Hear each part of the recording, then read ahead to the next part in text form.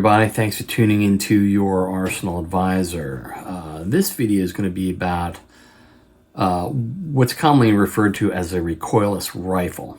And when I was putting this together, I realized the actual subject of the video was more of a recoilless gun, because it's a smoothbore version of a recoilless rifle. So I can't really use the word rifle if it doesn't have any rifling in the barrel. Now, when you get into the topic of rifling and using the word gun and things like that, sometimes a rifle, you think about like small arms, like a rifle or something that you would, shoulder fire rifle, small calibers.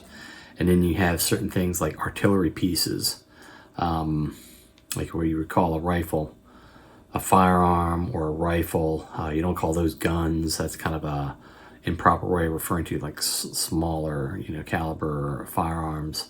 But when you get into like artillery, there's things called a howitzer that, the diameter is such that, and the barrel is such a length that, you have kind of a wider diameter opening, and that's more what you might call a howitzer. And then as your barrels get longer, you start getting into something you would call a gun.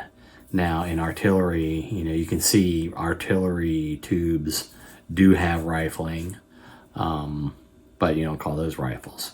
Now getting back into, I've kind of talking a while about this recoilless rifle or gun, because they're not like shoulder fired. They're almost like a miniature direct fire weapon.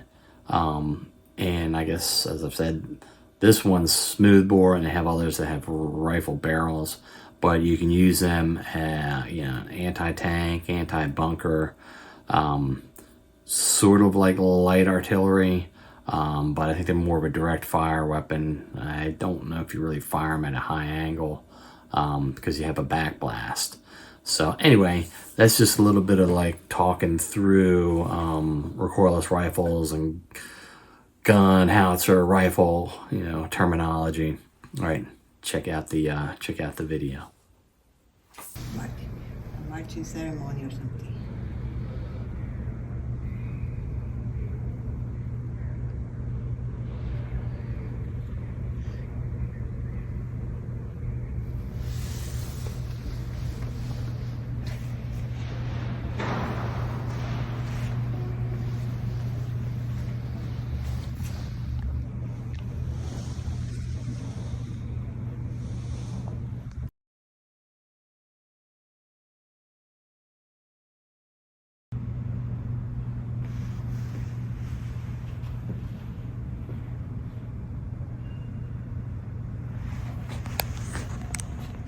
Just keep filming. I'm gonna get behind it. All right. That is good. You got an idea of the scale. Mm-hmm. What are you doing? Filming. I just want to put myself in the video so you can see it for scale. The interesting part's back here. What is interesting? Take a picture of that. This like little fiberglass thing on the side here. I guess so you can put your face on it. Operate the site.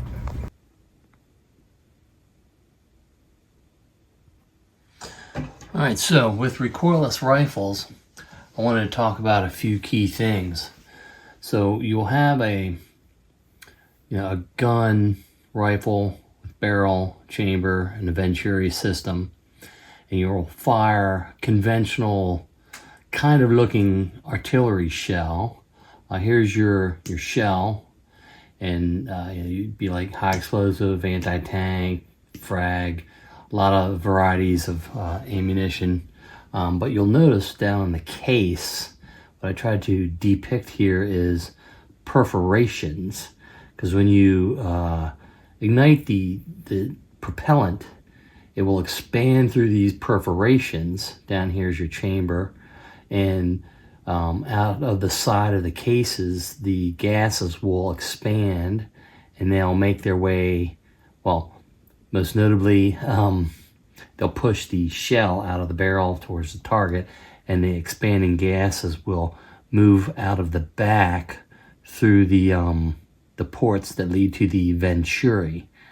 And so the main thing is these shells, they have these perforated casings so they can ignite kind of a conventional powder. And then the other thing is, how do you get this assembly to not recoil? So you don't have to have heavy recoil or anti-recoil mechanisms, or maybe you call it a recoil arrestor or something like that, like on big guns. So this venturi, all these gases are forced through here, and I think there's a change in the velocity of the gases that may help develop a force that counteracts the force of the velocity and the weight of the shell as it moves out of the barrel.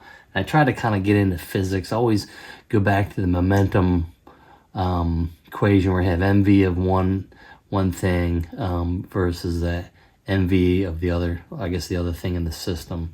So you have the mass of the shell and the velocity of the shell versus the mass of the barrel assembly, and I'm thinking it's going to be the velocity of the gases out here. And then another way I tried to look at it was the force. You had the mass times your accelerations. So I was depicting the change in the velocity of the shell over time versus its mass, and then we had the mass of the barrel assembly and the change in acceleration of the gases going out of the back. But it's interesting because the movement of the barrel assembly is assumed to be zero, because you're trying to get rid of the recoil enough so that it's a small enough assembly to handle these forces and then put out, various size shells, depending upon what size recoilless rifle or gun you have. So these gases have a counteracting force on the gun, pushing it forward to act on the force of the shell and wants to push back, against it as it leaves the barrel. So I'm not really sure, you can see this is like my attempt at physics here, kind of explain what's going on. But I don't know how I guess you can kind of design, try to figure out like the change in velocity here to develop a force that's equal to what you would reliably get from a particular shell. And then of course, whatever you're designing, you have to do to keep the, the chamber from disintegrating, right, or blowing apart. And the other thing I was going to mention, there's other types of recoilless weapons. They have, in the very beginning, I think they actually just tried to fire a projectile towards the rear to counter the one going out of the front. So eventually that kind of went away. I thought to be quite dangerous to begin with. And then at some point they started to come up with some systems that would maybe expel some plastic material out of the back that would rapidly disintegrate and become safe without going too far out into the back. And I don't know if these piston systems and expelled solids are mutually exclusive, or some piston systems propel the solids out of the back of the particular gun. So those are the key things.